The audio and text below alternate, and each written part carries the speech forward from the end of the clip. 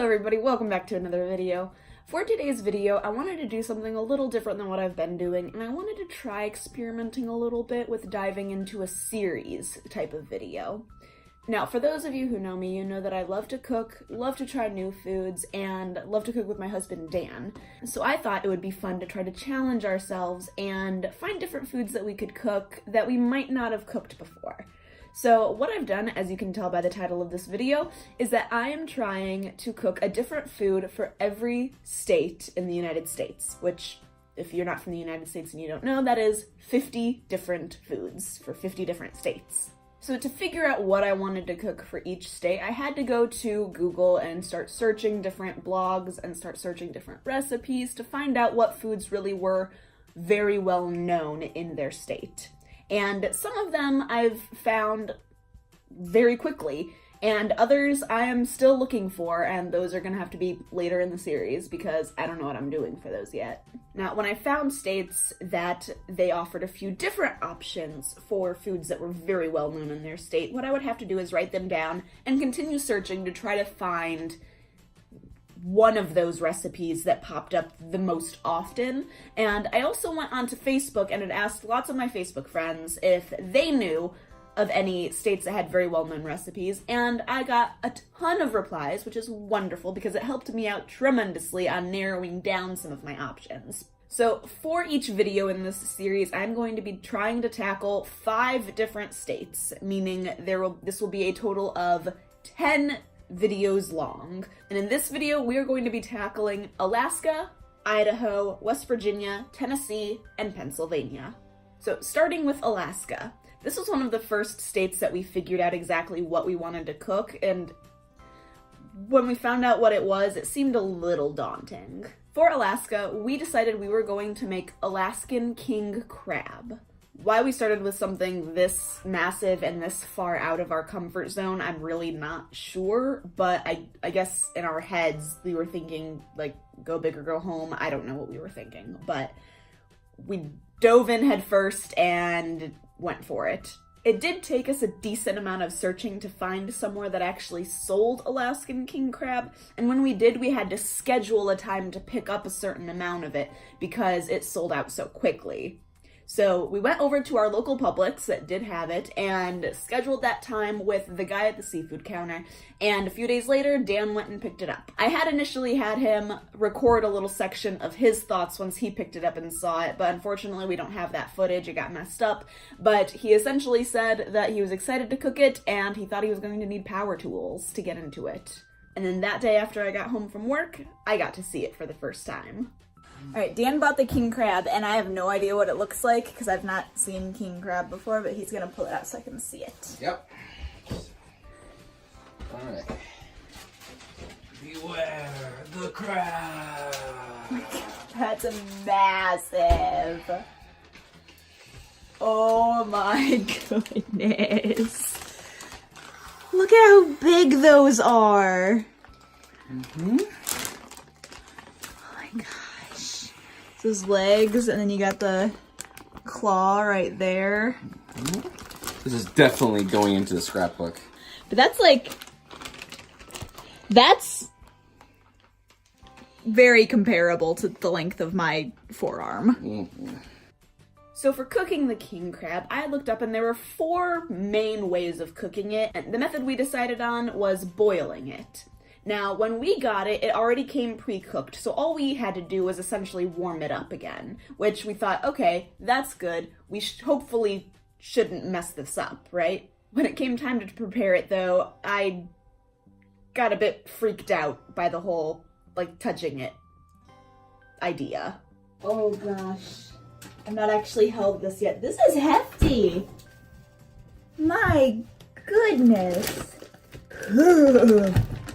I want to touch it. I'm gonna just try to... Okay. Oh, that's a strange feeling. Why do I feel like this is gonna come alive and eat me? I'm not meant for this kind of life, guys.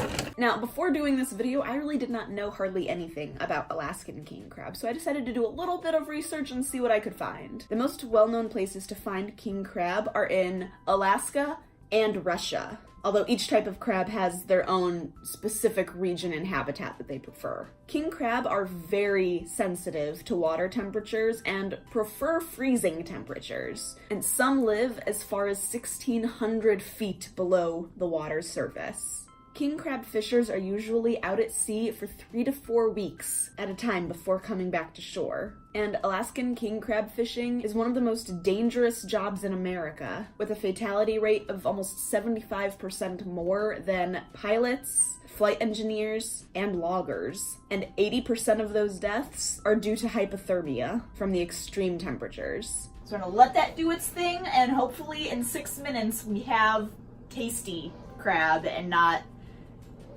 rubbery / overly salty / failed crab. Then that would be crap. Once the king crab was fully cooked, it was time to taste it. Time to dive into these guys. A moment of truth. I'm gonna go for this one. Okay. It's dripping everywhere. Cool. Then I'm gonna try for this guy. It hurts to grab it. I know. I know. So we don't have any actual, like, breaking into crab leg utensils because we weren't about to go out and buy those for this one meal because, let's be real, we're not going to go out and buy crab. So we're just going to use our fork and do that method of doing the little sort of thing. Yeah. Ha! I think I found something! Ooh. You ready? Yeah, I'm ready.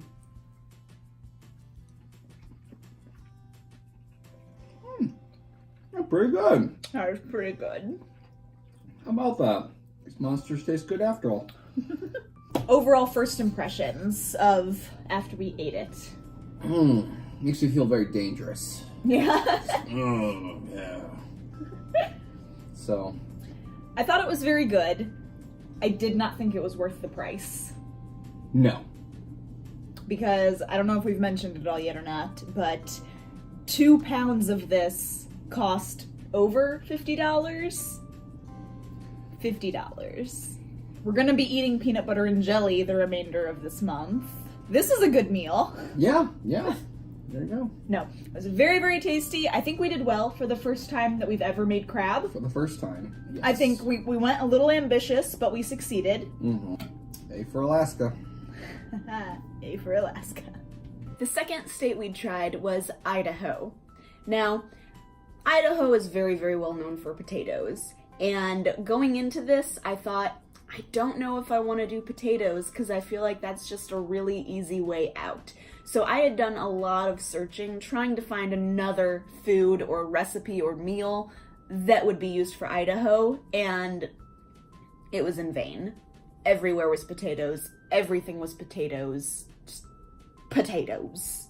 So when I did finally decide that I had to do potatoes for Idaho, I looked around to see if there was a specific type of recipe with potatoes that was very well known, and no, it is all just anything Idaho potatoes. So when we were cooking the king crab, some of the sides that they recommended was actually mashed potatoes, and I thought, that'll be a good time to cook Idaho's. So I decided to try to cook 2 meals with 1 spoon, that was bad, I'm sorry, and tackle both of these dishes in the same meal.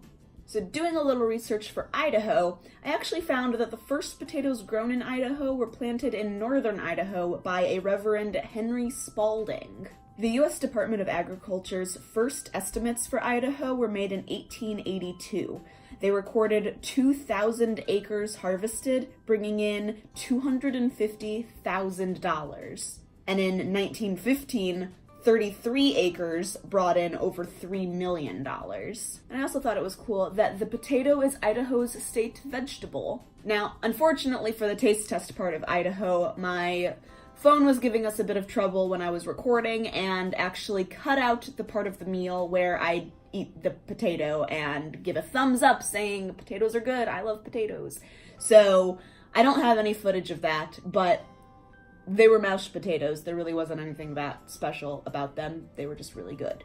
So, the third state that we tackled was Tennessee.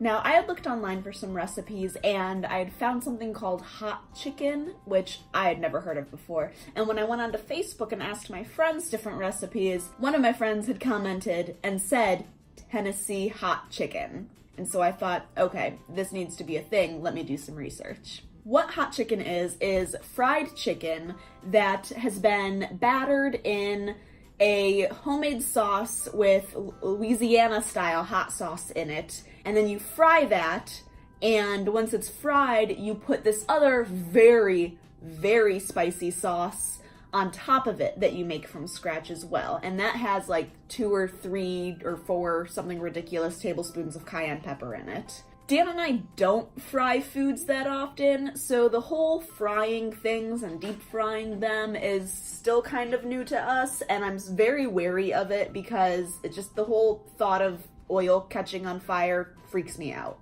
But we have breaded things and fried them in the past, so that part of it I was fine with jumping into.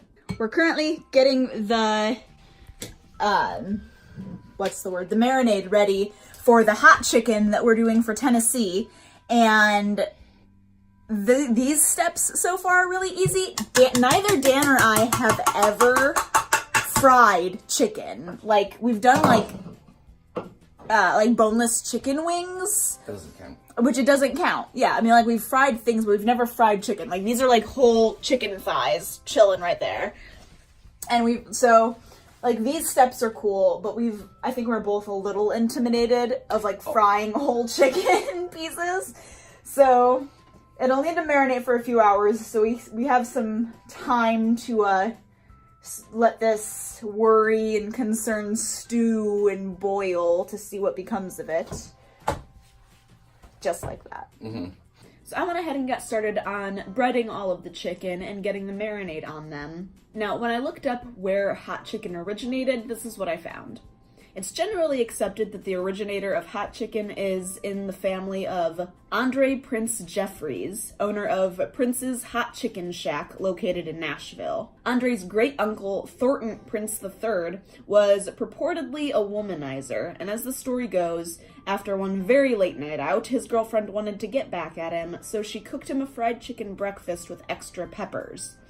Thornton supposedly liked it so much that he and his brothers created a recipe, and by the mid-30s opened a cafe, and the rest is history. And then it was time to fry them. Now, we did run into a little bit of trouble initially with frying, but we finally got the hang of it. The first piece of chicken is in, and it's been in for a few minutes now. We actually were going to put 2 in, but I think we put too much oil in the pan, and it made me really, really, really, really nervous. So I didn't let Dan put a second piece of chicken in. So we're going to just watch it, and when we take this one out, potentially then take some oil out as well. So when we put 2 in, it doesn't overflow or get too high and like bubble over, because I was telling Dan, if a fire starts, I don't know the safest way to put it out, and I don't want to test my knowledge. So, there we are. Any thoughts? I'm just really hungry. It's gonna be a while before we eat. We got a lot of chicken to fry. Then it was time to eat. Alright, finally get to try this chicken. And I dipped my finger a tiny bit into the very hot sauce that we put onto 4 of these chicken thighs. And I immediately had to get milk. So I'm very curious to see what Dan's reaction is. Yeah.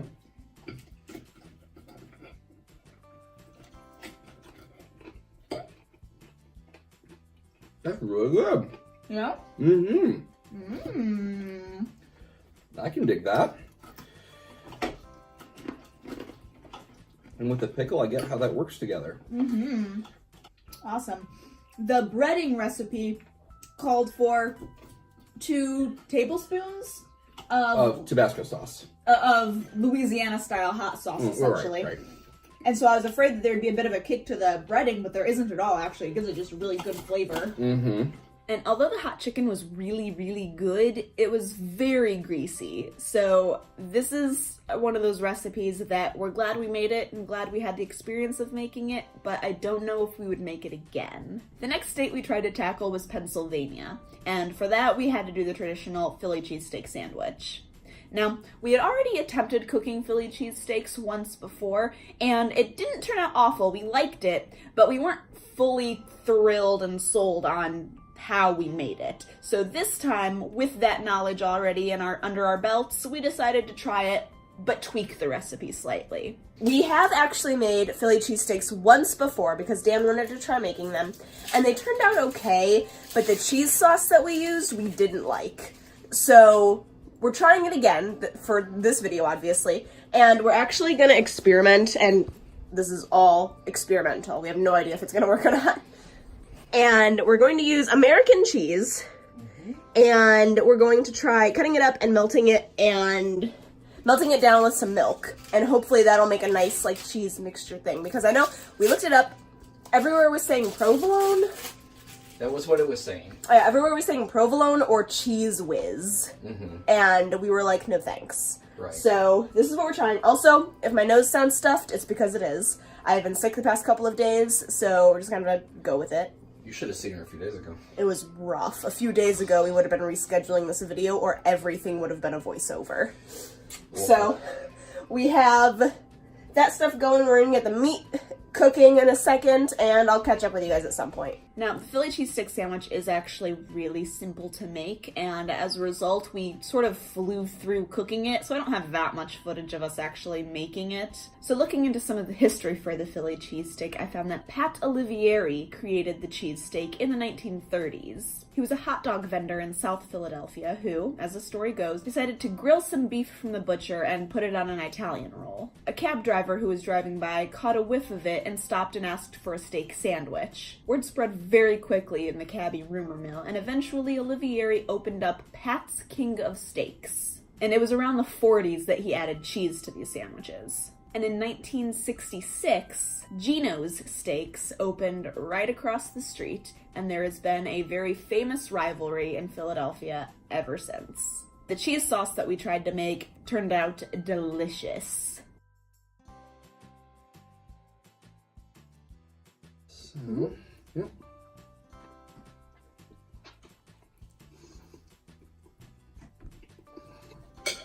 I think we're closer than we were last time.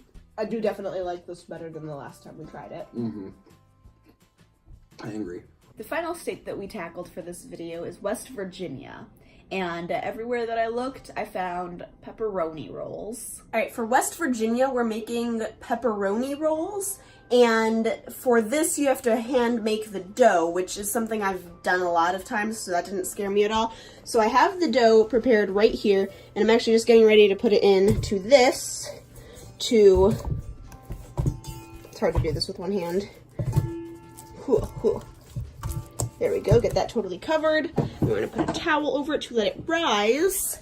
And that has to rise for about an hour and a half, it said. You want it to double in size, so probably around an hour. Oh, that was pointing at the ceiling that whole time. Okay, well, I want it to rise all the way until it's doubled in size, which is about an hour and a half. So I'm going to pop that in the oven that I have warmed up and just let that go. Basically, pepperoni rolls are a very sweet bread with pepperoni in the middle of them. So I'll show you that process. I didn't show you any of the actual dough making process because that's nothing like new to me. That's not like exciting, so I just did that. But exciting. Dan differs. Yeah, I'd say that's doubled. Alright, so I have the dough all rolled out into the little dough balls that they want. Then I have all the pepperoni set aside, ready to be put in. A lot of the comments, people were saying that they added mozzarella cheese to the middle, although the original recipe didn't call for it, but I thought it sounded really good, so I'm gonna put mozzarella cheese in some of them, but not all of them, because I'm gonna try it and I think that'd be pretty good.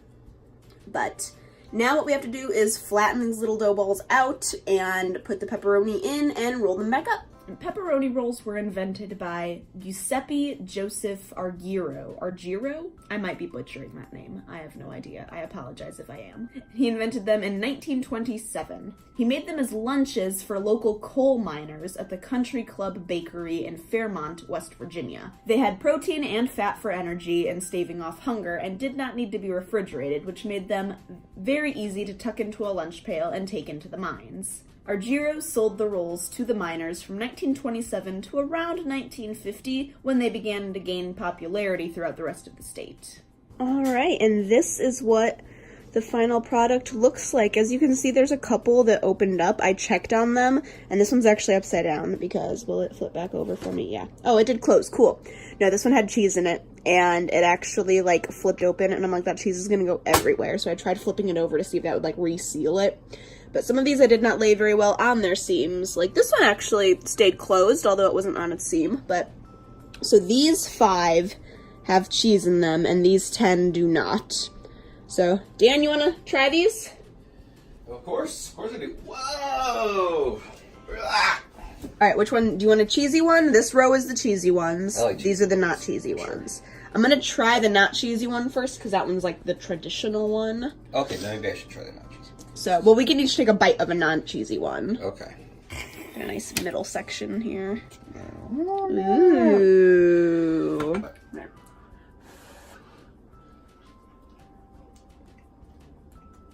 Not pretty good. Interesting combination. Dough's not too sweet. I did cut back the sugar. I'm glad that you did. I think it's very nice. That's good dough. Pat me on the back.